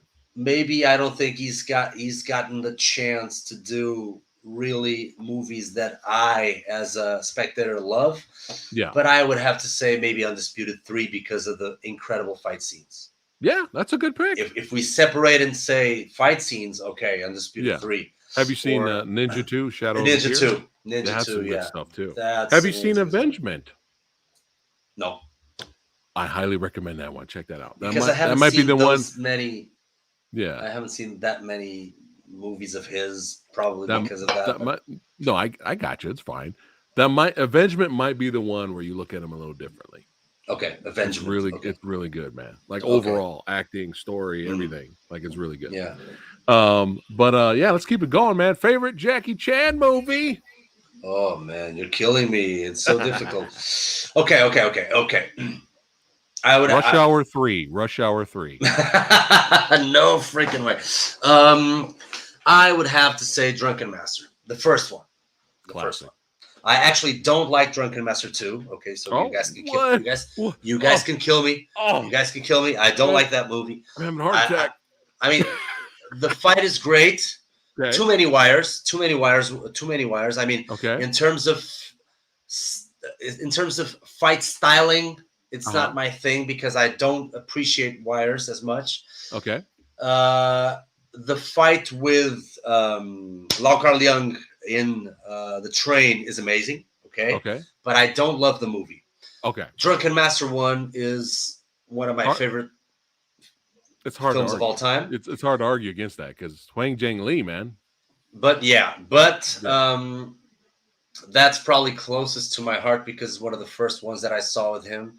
Nice. So if I had to choose like a little bit more 80-esque, I would go either Dragons Forever or Wheels on Meals. Probably Dragons Forever. That's I'm a gonna great say movie. Dragons Forever. Yeah. It's so good. That just got released on 4K. It's crazy Really? now. A lot of these old classics are finally getting, Blu-ray and 4K releases, which is great, because the younglings of today, they need to know. They need to know. They need to Damn it. know. That's right. Yeah. Yeah. The For sure, man. badassity of the 80s and the 90s. I mean, nobody knows anymore. I mean, how am I going to show Dragons Forever to a young kid who's completely in love with other stuff? I mean, he's not going to, I don't think he's going to appreciate, he or her are going to It's possible. appreciate, Yeah. But you get those few. You get those Yeah, few you get in those there few. You get those that few. are like, wow, and then they're hooked. So, But sometimes I think we're like dinosaurs, always preaching to the choir about the right, always preaching to the choir about the old school stuff. That's why I don't watch a lot of action movies of nowadays. I'm a huge nerd of the yeah. I don't 90s blame and you, man. before. I don't blame you. Yeah. Yeah. But the thing is that I've actually, because that's a cliche. When you get older, you always go, my stuff was better, and get off my lawn, Yeah. right? But it's weird. As the older I've gotten, I've actually started to appreciate movies from before my time, movies from the 70s, movies from the 60s, 50s. I even have some silent films on Blu-ray. Yeah, it's crazy because there was a time where Little Samurai was stupid. Some might argue that did not change yet, but when Samurai was young and dumb, right? Yeah. My dad would always try to Me too. show me older movies, right? So here's a good example right here, and I was just kind of like, "Oh, great! My dad showed me one of these older movies. Oh God, right?" And now I'm watching those same movies today, and I'm like, "Wow." You mean like this is classic? great. You mean like classic movies, like Black and White, like I don't know, 12 Angry Men, stuff like that? 12 Angry Men. I love that movie now. Oh man, it's one of my But favorites. like I'm a Charles huge. Bronson. Oh, okay. Okay. Yeah. Mostly action type movies. Okay. Yeah, but I like a little bit of everything though. But 12 Because Angry Men. I 12 love Angry dramas. Men would not work today. If you went to what I mean is if you went to the studio, you went to Universal Studios and pitched it to the board meeting. Hey, we're going to make a movie with 12 dudes in one room and they just talk. Go. The studio's going to be like, no. The studio's gonna be like, are there any superheroes? One of the 12 Angry Men is, that's how it is now. Or they would sprinkle a lot of politically correctness onto it, and it'd be like, oh no, guys, you're ruining the whole story. Come on, let's keep it simple. Yeah. Yeah. Maybe the last movie that I actually enjoyed quite a lot, which is all spent in the same area, is I really like that movie, 127 Hours with James Franco. I have not seen that. How was that? I dug that movie. That was I think that's underrated movie. Okay, I'm gonna check it out. People don't love. I mean, ever since he hosted the Oscars, people are like, "Oh man, he's always like smoking weed, always like harassing people or whatever." Yeah. But he did an excellent job in that movie, and I think it was Danny Boyle who directed it. And the editing is amazing, and I really like that. So I usually, if they're good, I love movies that are all taking place in the same space. One other movie that I loved when I was one location movies. Yeah, like one location. I like those too. One other movie that I really loved when I was growing up, and it's not an action movie, is Talk Radio from Oliver Stone. Talk Radio. I've not seen that one. Oh man, it's like wow! It's like a thriller of it's like a radio host, a radio show host that starts to fall in love with his own voice, starts to really like giving it to people, like hanging up on people and stuff like that. Yeah, it's this guy Eric Bogosian. I'm not sure if you know of. He was I know the actor. Was he in Under Siege too? Exactly that one. Yeah. Oh, the guy with the curly hair. I'm good. Man, that guy is such a brilliant actor, and it's a pity that he hasn't done a lot of things in the movies. But that movie, Talk Radio, it's like such an intense thriller, and I really love it. Yeah. Nice. The most recent thriller I watched. It's It's not that old, but it's called Nocturnal Animals, Oh yeah, which with is like, Jake dude, that Gyllenhaal. that was great, man. And Collateral too with Tom Cruise and Jamie Foxx. I just recently watched that. I was late to the game on that one. That was a pretty good suspense movie. But back to action. Favorite Van Damme movie? I am a little bit Derailed. divi- I'm a little bit divided between Kickboxer and Bloodsport, but It's tough, isn't it? I'm gonna say Bloodsport. Yeah, it's diff. It's you can't argue because when you think of Van Damme, that's the first movie you think of is Bloodsport. Yes, I'd say Yeah. nowadays. I get a little bit more of a kick out of watching Kickboxer. I don't know why. It's probably because of The training sequences. the scenery of the training sequences Yeah, yeah, and the whole tie set. Somehow yeah, I like watching him in the jungle for yeah, some yeah, reason. yeah, yeah. But I think Bloodsport overall is a more symbolic movie. It's got that flavor. It's got that intensity that Soundtrack. Kickboxer is a little Yeah. bit lacking. But you know what? When I was growing up, I was not a huge fan of when I was like 15 or 16. Right now, I am. I can give it a lot more merit nowadays, but back then, since I had seen a lot of Jackie Chan first, and only then I started watching Van Damme, I was like, this guy's not that hot. Right. Yeah. I mean, he is obviously, and he's got Yeah. an amazing physique, and he's great. He's amazing. I love Van Damme. Don't get me wrong, but I had seen Wheels on Meals already. I Yeah. had seen Eastern Condors. So I was like, okay, this guy does the split like 20 times in a fight. This guy does the helicopter kick like 30 times in a fight. It's Yeah. like all his fights are like an action reel. Yeah. So putting all of his, meat on the barbecue, meat on the grills. And Right. what I like about Jackie Chan is that he doesn't put everything in a single fight. He's got too much of a great taste in choreographing. That's why each fight you see something different out of him. Even acrobatics, like, oh, he does a backflip. Oh, he does a backflip with half a turn. Oh, he does this great kick. I mean, he doesn't put everything into a single fight. That's what I like about his. It's like a decoration genius. It's like a design genius. You don't give everything you got. If some people choose him as the GOAT, I'm not going to argue against that. Yeah, no, he is. I'm not going to argue. Some people say Sammo Hung is the better director, or had a better stunt team. That's possible. Or maybe Sammo Hung is a little bit better in one or two areas, but yeah, Jackie Chan is Jackie Chan. I mean, you can't argue with that. Yeah. Thoughts on this guy?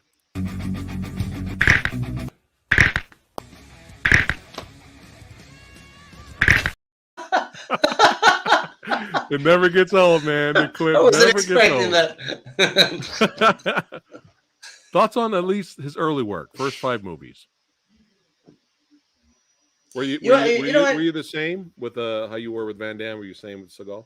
Yeah, a little bit. Mm-hmm. And I haven't seen. I mean, most of Seagal's movies, I haven't rewatched them. Yeah, I like a couple of those, but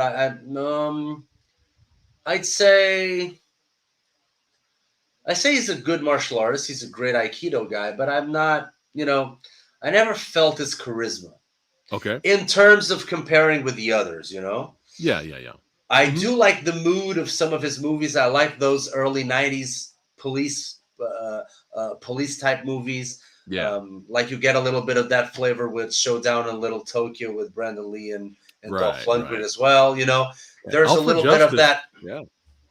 Exactly. There's a little bit of that. Right. Skyscrapers with a little bit of jazz music, saxophone, and then they're looking for the bad guy, and then and powerful fights. I like he was a pioneer in terms of the whole breaking arms and breaking necks thing in the movie. So we got to give him kudos to that. But I never really understood the charisma aspect of it. I was never a huge fan. I got it. Right. No, I got you. Thoughts on Tony Jaa and Iko Uwais? I mean, they're great. I mean, Tony Jaa is like a blueprint of what of what an action star should be in terms of athletic skills. I mean, whenever I look at those demonstrations that he did, like in the late '80s or early '90s. I mean, the guy is amazing. Ong Bak is just such a masterpiece. It was like Hong Kong now in Thailand, right? Mm-hmm. Hong Kong movies, like it's like the flame is alive. You know, Mm-hmm. now they're beating up guys in this part of the world. And the Raid is just a masterpiece as well in terms of impacts. Yeah. So I believe both of them gave a new nuance to what impact is in fights. So Right. it's like you upgrading a little bit of the impact from the Hong Kong style movies, and they have their own flavor as well. So I do love those guys. I love Yeah. those movies. Fantastic. Fantastic. Let's flip the script a little bit. Different genres, just for fun. While I got you here, you got a favorite horror movie?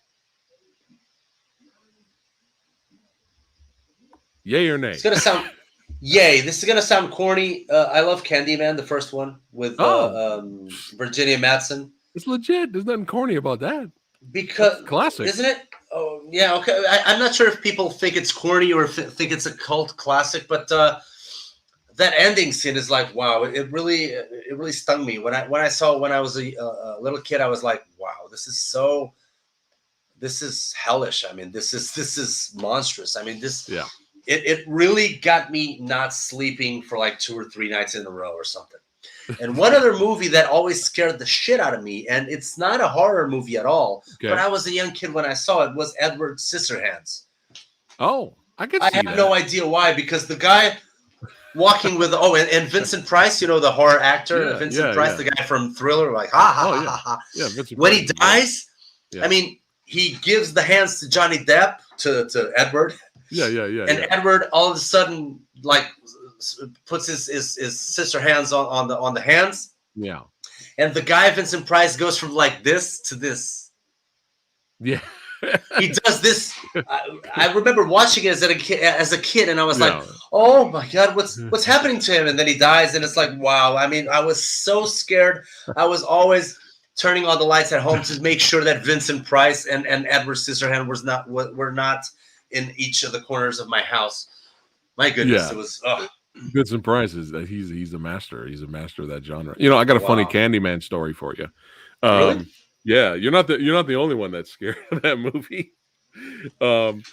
A barber of mine, I used to go to his barber shop, but he moved. We were just talking about movies and stuff, and then the reboot that just came out recently. We were talking about. I mentioned it. I was like, "Hey, did you see the trailer for the new Candyman reboot that's coming out?" And he was like, "No." He's like, "No, I didn't see it." And I'm like, "Well, what, we gonna check it out later or what?" He was like, "Nah, man." He got serious on me, and I was just like, "What's going on?" He's like, "Nah, man, I saw the original movie. It scarred me for life. I don't want to see it." And I was like, "Well, what?" I was like, "Well, what happened?" I'm laughing at him, right? I'm like, "What happened?" He said when he was young, right? His parents went out to dinner or something like that, so he was home alone. Oh. He turned Okay. on. They had cable. He turned on cable. Watched Candyman came on. He watched it from beginning to end, and then afterwards, he decided to test himself. So he went to the mirror and said, "Candyman," 3 times. When he did that, everything was fine, and then all of a sudden, a glass shattered in the kitchen. Yeah. Oh man, you're shitting me. A glass shattered in the kitchen, and somebody banged on the front door from the outside. What? Oh Yeah. my goodness, I would kill myself. Really? Really? Yeah. And he ran to the door. First, he went to the kitchen first, and then he ran to the door and looked, and there was nobody there. And he said, ever since then, he will never watch that movie again. He doesn't want to even talk about anything Candyman related. So, as a good friend, I would, you torture the ones you love, right? So I went. So in the mall that we were at, I went to this FYE toy store and stuff, and they had a Candyman doll there. And so I took a picture of it and I texted it to him. He was like, "You fuck." I'm an Wow. asshole. Oh man, what are the odds of that happening? Come Right? on. Oh man. Right? It's like you're gonna be scarred for life. Yeah, you're gonna believe that that's actually happening. Do I have a little bit? I'm listening to some sort of feedback here. I'm It's listening coming to. in. I don't know where, Oh, but it's not. you're getting it too. Just Just give me 20 seconds. Sure. Let me see if I Sure. can. Go ahead. Yeah. Go ahead. What's Go this? ahead. Where's this from? I'll play. Did I I'll turn- play another video for everybody watching while you do Did it. I turn anything on?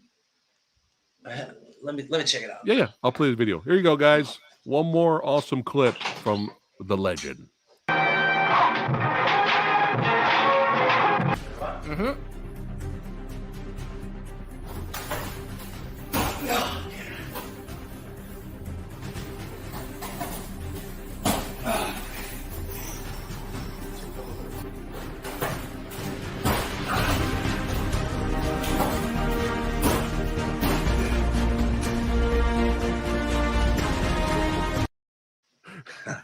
Guy screaming, man. That was great.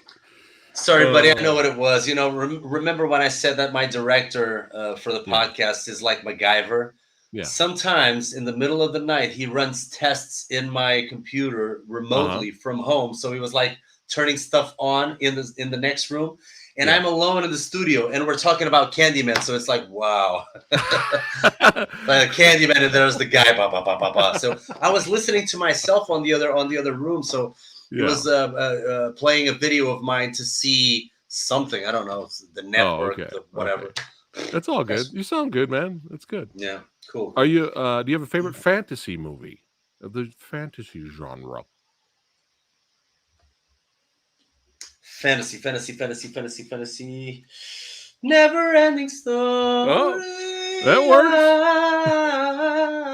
works. Which I saw recently, and I was like, eh. No, really? Right?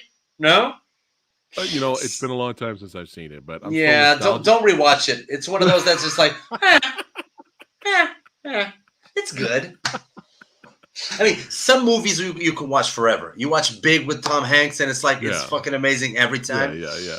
But Never Ending Story is like, yeah. Nice. Okay. Have you seen Return to Oz? Return to Oz. You mean the Judy Garland? No. No, this was starring a little what's her name? She was Elizabeth Perkins. No, she was the actress. She was the lead actress of The Craft, but she was really young. The Craft. Yeah. Is it Neff Campbell? Neff Campbell? No. Neff Campbell? No, she was like the evil. She was like the bad one. Oh, I don't know her name. Yeah, I remember the girl. She was young Dorothy. That movie is dark, bro. Okay, I never saw that one. That movie's dark. If you saw that as a kid, that'd probably mess you up. Oh man, it's like a dark, serious take. Wow. On Wizard of Oz. All right. Yeah. The last question. This is the hardest one of all, and it's almost it's pretty much always impossible to answer. But I think I know where your answer is going to be. I think I know where you're going. Okay. Let me see if I guess. No, let me see if I. If you were on a desert island. Oh no! I thought it was something else. Okay, keep going. And you only could watch Candyman. No, I'm just kidding. You're on a desert island, okay?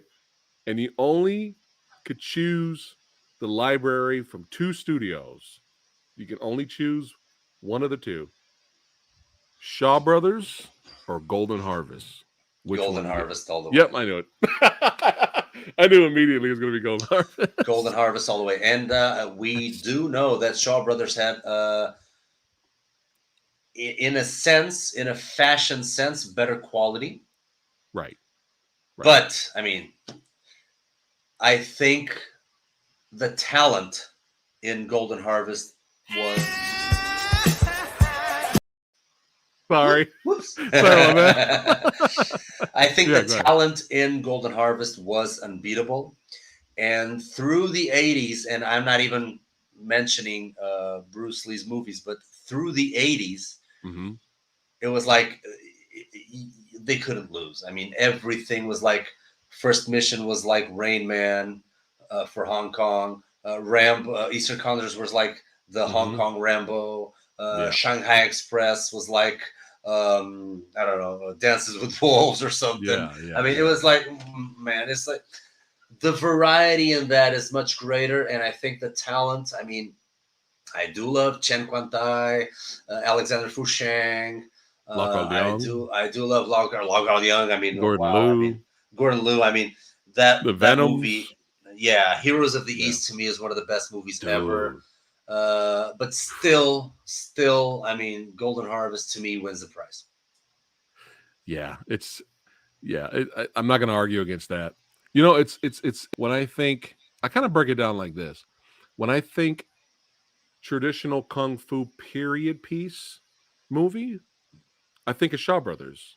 And then when I think of Yeah. like modern day martial Hmm. arts and action, I think of Golden Harvest. That's how I kind of, both great Yeah. at what they do, you know.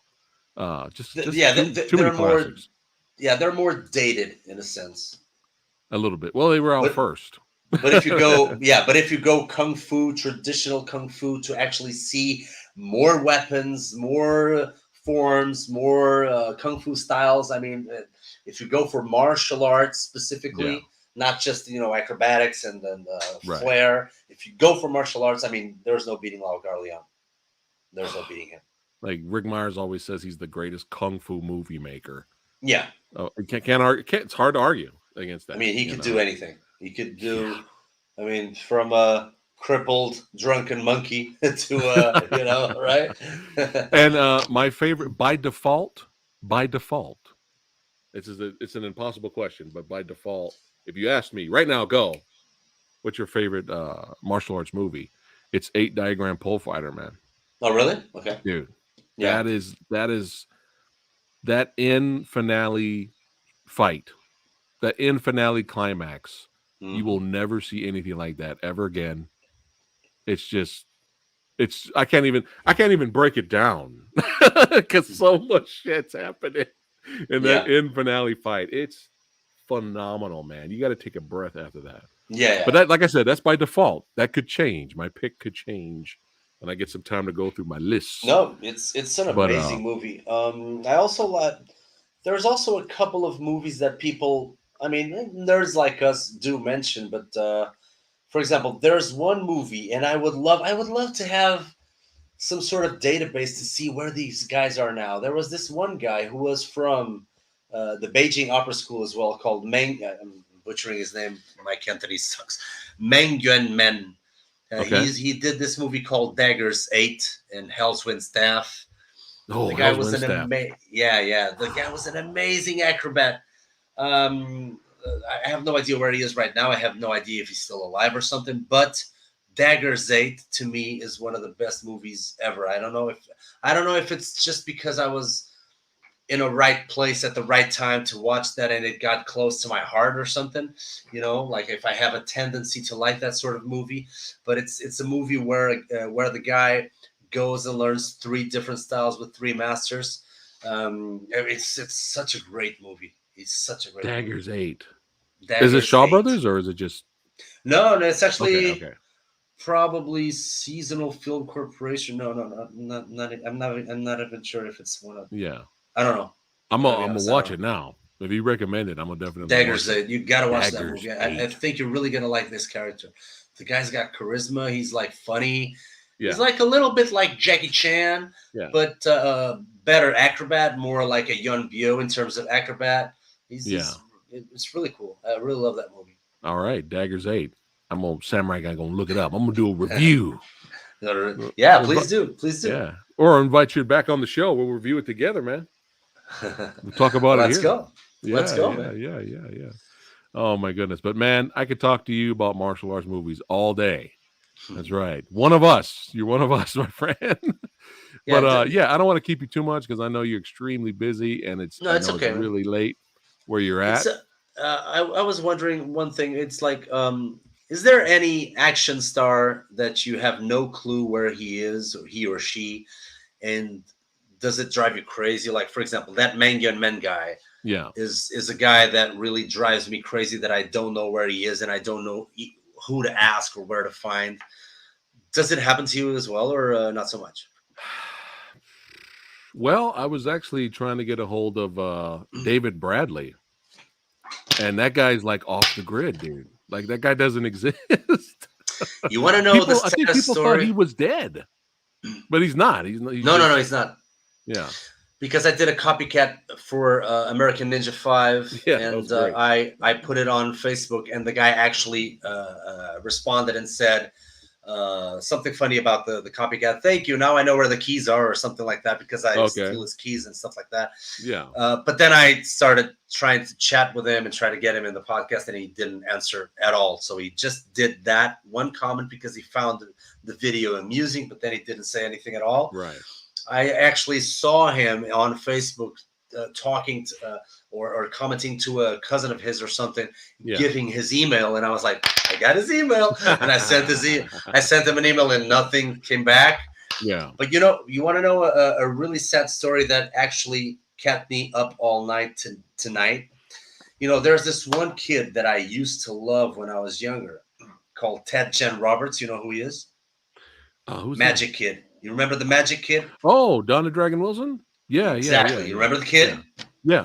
Well, it's been a struggle, but I really would love to have that guy on because nobody knows where he is. And when I mean nobody, even directors from his movies, because he went on to do The Power Within, Tiger Heart. He was the masked rider on a TV show, and he did the Magic Kids. And Yeah. he's close to my age. He's like 4 or 5 years older than me. But when I was growing up, I was like, oh, I want to be like that guy because he was about my age.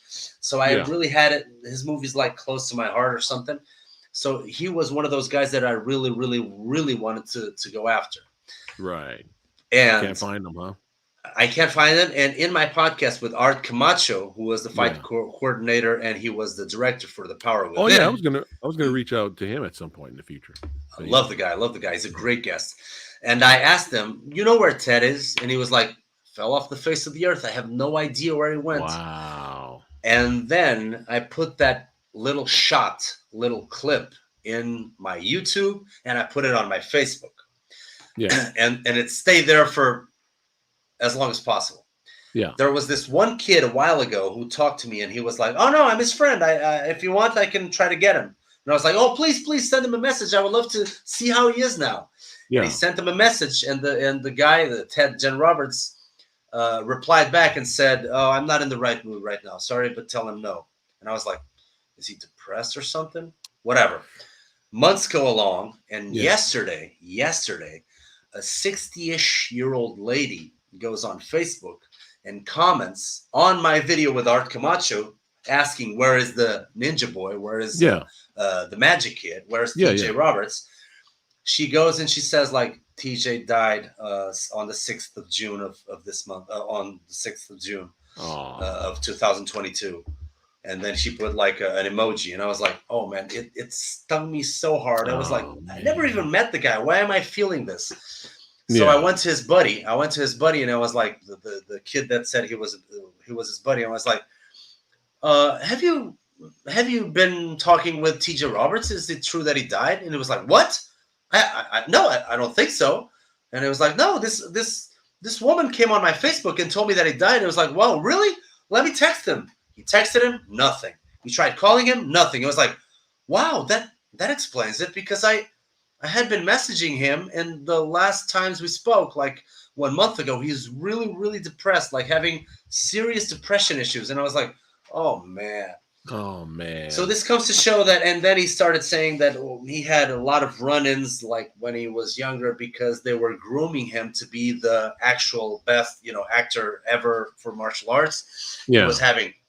He was having karate practice, gymnastics practice. He was having acting classes every day. So they were trying to groom him.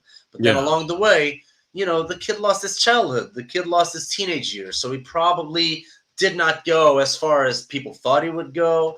The guy, the producer from Masked Rider, I guess, screwed him up on money issues and stuff. He had a bad relationship with his parents. That's what the kid told me.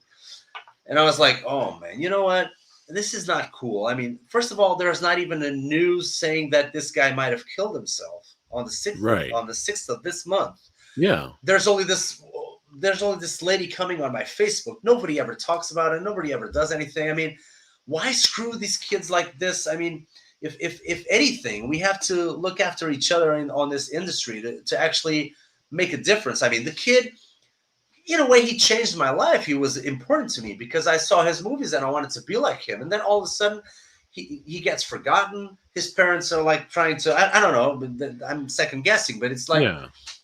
they screw him up. The kid doesn't have a future. And then he ends up what? If it's true, if my guess is true, he might have killed himself this month. It's like, wow, this really stung me, man. I couldn't even Oh sleep thinking man. about it. I was like dreaming the whole way, having nightmares with this shit. It was like, fuck, man, Wow. what's Man, happening in that this fucking sucks. industry? You know, Yeah, that sucks, man.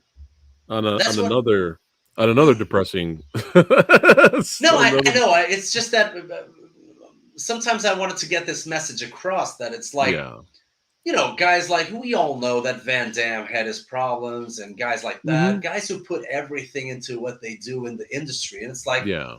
fuck that shit. I mean, it's like you want to be great, you want to be one of the greats, you want to mingle with the best, but then it's like it's always about money. It's always about bullshit. Yeah. It's like, well, we're martial artists first, and then we have to be actors, and then we have to be, united. And there Right. should be some kind of support line for this. I It actually should. felt like It should. Yeah. I felt like I wanted to hug the guy and say, "Man, you're not alone. Come on, man. Come on. We're Yeah. all in the same Yeah. boat." You know, Yeah. Yeah. why did because he was an amazing martial artist. Like at 12 he was a black belt, so it was like an amazing martial artist. So Man. something must have derived Yeah. him off his ways into becoming like they fucked him up. It's like so stupid. Oh It's like man. life's short, man. It really Yeah. stung me. I'm sorry for Oh no, no, it's doing fine. this or We're outing talking. it, but it's No, no, it's no. I so didn't I'm actually glad you told me because I didn't know. I didn't know he yeah, passed not away. even in news, not even Google, not even anything. Like I don't know. A buddy Nobody of knows where the mine, guy is. a buddy of mine, Magic Kid's his favorite martial arts movie, Oh, really? and he doesn't even know. So unfortunately, I have to let him know. But that's like his favorite movie. But man, no, I'm no, it's sad. It's very sad, but I'm still glad. Rest in peace, man. We can honor Yeah, him man. now. We can honor him now Let's. I with mean, our platforms. We can honor him. I mean, I want to do something great for this guy. If it's even if it's Yeah, not true, I mean, this guy deserves it. It's like fuck. It's like yeah. when it's guys like, from what I gather, first of all, it might be a rumor. I have no idea. I have no Oh, idea if okay, this lady is correct. Okay, so I have okay, no okay, idea. okay. I All right. actually tried speaking to this lady. I sent her a message and she hasn't replied since. So I have no idea. But why would a 6-year-old woman come on Facebook and tell me this with this Yeah, degree of exactitude, like 6th of June of 2020? I mean, it's like it probably is true. So let's say it's right. true. Um, but I believe that I lost my train of thought. What was I going to say? I was going to say that You're saying basically even if it's not true, and yeah, you were even if going, it's not true, but then I was going to mention something else. I was going to say that um, it does matter to us, and yes, let's use our platforms to at sure, least make sure they get dignified and honorable respects. Oh, I know what I was about to say. For okay, example, from what I gather, guys like David Bradley probably stepped out of the industry, because hmm they were like, I think he's a musician as well. He probably likes music. He as probably knew yeah, where this was going. It was like, fuck this. I want to, as long as he's happy, man. yeah, man. I mean, I that mean, that's I all that can totally, matters. I can totally agree with that. But Yeah, when it's something like you're into your 30s, 40s, 50s, whatever, always trying to make it, yeah, and if all of your highlights are from when you were from 13 to 18 or something, hmm that's really, we should take care of our people's mental health in that department, because it's really to take advantage of of someone because of the money, that really screws me up. right. And No, no, no. This is a good message, man. It's and the, sad, but I'm glad you're talking about it because it's and mental health is important. when I interviewed Rick Baker, he said something which stuck with me as well. When he interviewed the guy Huang Yinsik, from the Young Master, Yeah, from yeah. Oh yeah, that dude's badass. Yeah. Way of the Dragon and stuff. Yeah, And yeah. he asked him like, it looked like you might have had an amazing career. What made you? I mean, did you want to step out of the movies? Because after a while, it's like, wow, Yeah. he was done. And the guy was like, no, no, no. I saw the poisonous environment in the industry, Hmm. and he said something like, I want to teach classes. I want to have the same wife. I don't want to have 30,000 mistresses. I don't want to do drugs. I don't want Yeah. to even have late nights. I want to be a healthy guy. I'm a martial artist. I want to do a movie every once in a while, but I don't want to be sucked into that whole vortex of fame.